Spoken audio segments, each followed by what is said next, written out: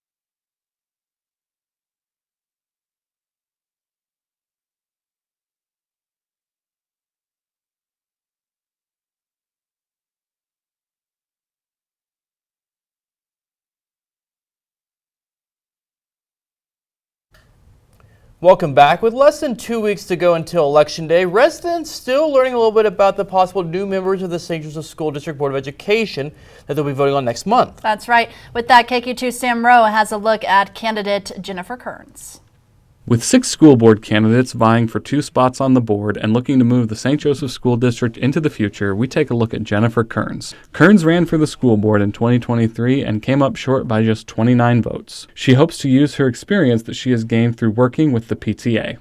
I think people see my track record. You know, I've been that big voice for the community. I've been for the students and for the families, for the parents and for the teacher, staff, and community. I've been that big voice. I have no problem, saying it louder and clearer and bringing it to the table, and I want to be there to do that. Kearns' main focus will be addressing the academic issues in the St. Joseph School District. She also wants to make sure that the behavior policies are updated. The biggest concern to me is the academics, of course. They're slowly getting better, but we are still underperforming on academics. So I think we need to address that first. I'd like to look at the policies, maybe look at outdated policies, ones that need adjusted, for instance, the behavior policies. I'd like to look at those and make sure they get reinforced as well. Kearns is also focused on bringing quality teachers into St. Joseph by not only increasing pay, but by showing them support. When I listen to teachers, I still see teachers that go to Kansas City, and their main reason is because of the compensation is a little bit higher. So, but I don't think that's the only reason. I think the teachers feel a better support backing by the administrators.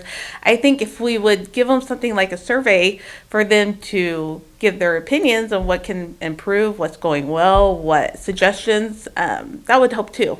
And when it comes to school district facilities, Kearns is ready to support whatever the community chooses. So we all know we need change. I mean, that's just a fact for us. We do need a change here. So whether I'm going to support whatever moves us forward. So if we get that new school, I would really like to make sure we have all stakeholders on board. So in the right committee, so we don't miss anything. We don't just build another school.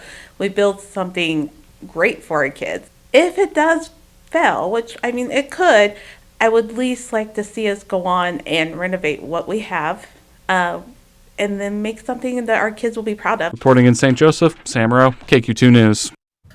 KQ2 will have full election coverage on April 8th. Polls open at 6 a.m. They close at 7 p.m. Still ahead on KQ2 News at 10. KQ2's On the Move returns as we head outdoors. Stay with us. We'll be right back.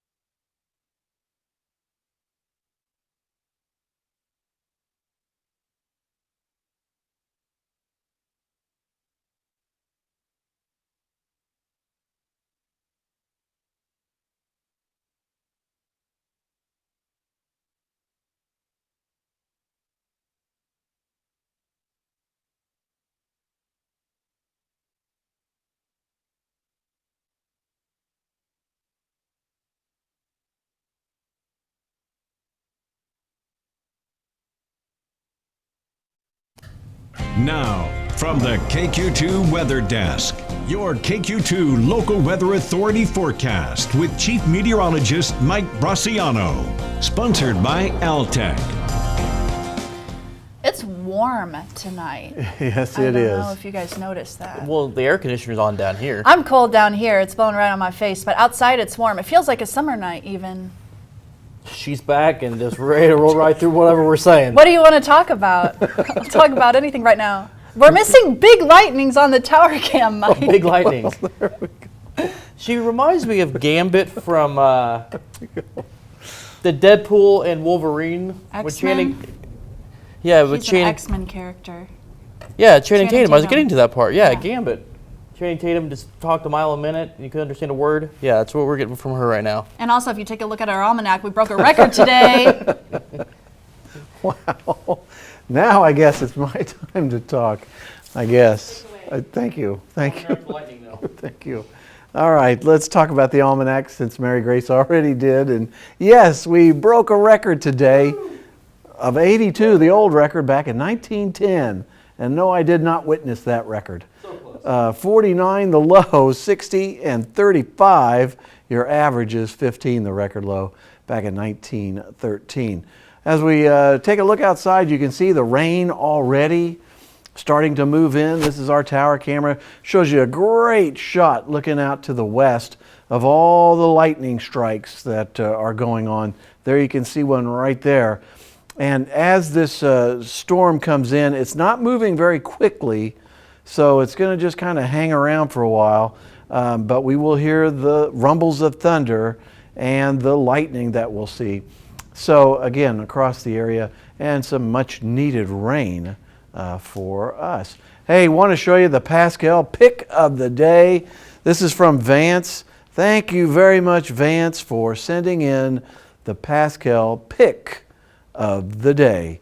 All right, we talked a little bit about that storm system. There's another one. It's going to be affecting us by the weekend. Here's that rain that started to move in, and it's just one cluster of storms right here. There you can see it. And it's going to continue just to gradually move off to the east, and again, some much needed rain with those storms. All right, tonight 60. Tomorrow we'll top out to 77. It'll be a warm and windy day. And then on to your Saturday 66. There'll be a chance for some storms around the area. Sunday 50, Monday 54. Then next week we'll start to warm up back into the 70s. You can hear the rumbles of thunder and some of that much needed rain for us. Oh, I thought you were just hungry. That was your stomach growling. My stomach does make a loud noise when it's hungry, and it's hungry a lot. So. That's true. You use the vending machine more than anyone else here. Hey, welcome back, right? That is not true. That's pretty rough. That is not true. Thank you. They're All taking right, a different they're camera moving now. us That's along. right. There you go. KQ2 on the Move is back, and our first KQ2 reporter out and about is Darren Doyle. Darren takes a look at going fishing for beginners. I'm going to tell you today what you need to look into if you plan to go fishing as the weather keeps getting warmer. Time for KQ2 on the Move, sponsored by the St. Joseph Convention and Visitors Bureau. The first stop is the Missouri Department of Conservation Center on the campus of Missouri Western in St. Joseph. I spoke with Aaron Woodiel of the local Missouri Department of Conservation office. This office tries to offer anything they can, from a classroom for bio students from Missouri Western to selling fishing licenses. The most basic thing that everybody needs is a fishing license if they're between the ages of 16 and 64 years of age. And so that fishing license can be purchased here at one of our Missouri Department of Conservation offices, or we have a few locations like local Walmart or some convenience stores that also sell them.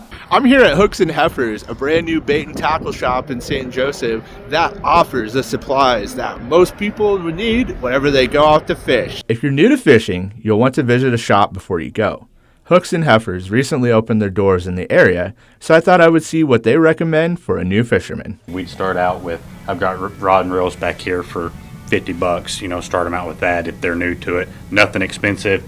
And then move them into, depends on, like she said, if they want bass or they want catfish. Or even crappie. I have all that. Now off to look at some spots in the area. Now for locals who want to go fishing, a fun place in the heart of St. Joe is Corby Pond.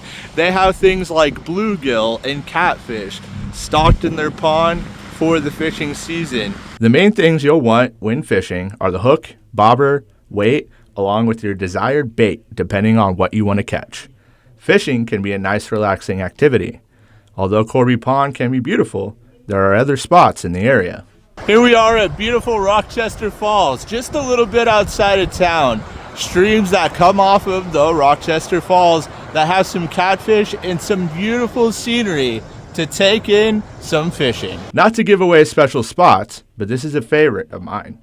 Out of city limits and can provide a fun escape.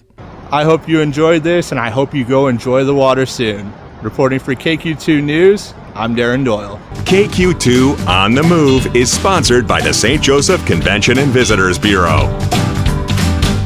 If you're interested and unable to make it to a shop for a fishing license, they can also be obtained on the Missouri Department of Conservation's website. And coming up next in sports, the Kansas City Royals back on the diamond for opening day, taking on the Cleveland Guardians. KQ2's Anthony Crane has more coming up next in sports.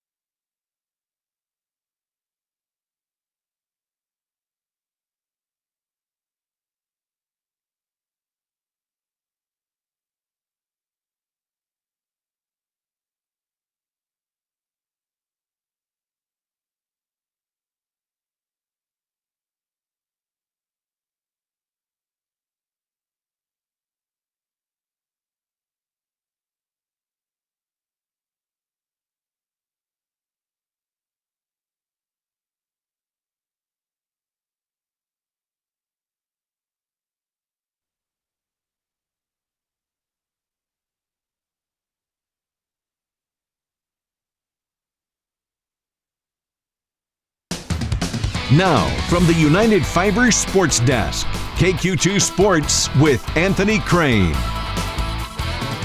Mayor Kauffman Stadium in Kansas City, Missouri on opening day, where the Royals are hosting last season's AL Central champs, the Cleveland Guardians. To the third inning, still scoreless. 2 on, 2 out. Benny passed Montino. Long drive to right field, clearing the right field fence as the Royals take a 3-0 lead. Front hip sinker, and I missed it. He missed more middle, I missed it. Then he went cutter up and in. Bob's still second, so I thought first base was open. Salvy's behind me, but I thought, in my head, I was like, all right, he's going to be a little bit more careful, probably go to something low, see if he can get me to chase, and he put one high enough that I was able to get to it. So happy with the swing. Top of the fourth, John Kinsey Noel hits a high fly over into foul territory, carrying enough to score Stephen Kwan from third. Royals still up 3-1. To the fifth, Jose Ramirez hits a fly ball to right field. Renfro makes the catch, fires home, but Rios scores to cut the deficit to 1. Cole Reagans was pulled after 5 innings. The opening day starter allowed 3 runs on 5 hits in the start. Pretty good. Thought command was, solid in the beginning, and then just kind of didn't command the ball later on. Fell behind a lot of guys in the last couple innings, and just not great command. And you always want to stay in regardless. Obviously, like I said, kind of lost command there. Q went to the pin. That's, I trust Q. Onel Zipper's first pitch of 2025 is one he'll want back, as Kyle Manzardo hits it 424 feet into the fountains, giving Cleveland its first lead. Manager Mac Potrero was pleased with Reagan's performance, but echoed the command concern issues in the middle innings. Well, that inning changes the whole dynamic of the game, but as he went, he competed like crazy. I just thought he lost a little bit of his command there in the third, fourth, and a little bit in the fifth. Down 1 in the ninth, Michael Massey does a job, hitting it to the warning track, giving the opening day fans some free baseball. Top 10, Kwan lines one into right center. Renfro can't track it down. Cleveland goes up 5-4. Manzardo again in the 10th, adding 2 more RBI to finish 3 for 4 on the day with a Cleveland opening day record 4 RBI. This is a excellent hitter against left-handed pitching. I mean, we've seen it for years. You guys have seen him here. Last year he had an incredible year against lefties. Manzardo, left on left, will take that chance, but you got to give him credit. I mean, he got to a 2-strike count. He did it multiple times today. Royals failed to tie the game in the bottom of the 10th, falling 7-4 on opening day. The 2 teams will be back at the K for Game 2 on Saturday. From Kauffman Stadium, Anthony Crane, KQ2 Sports.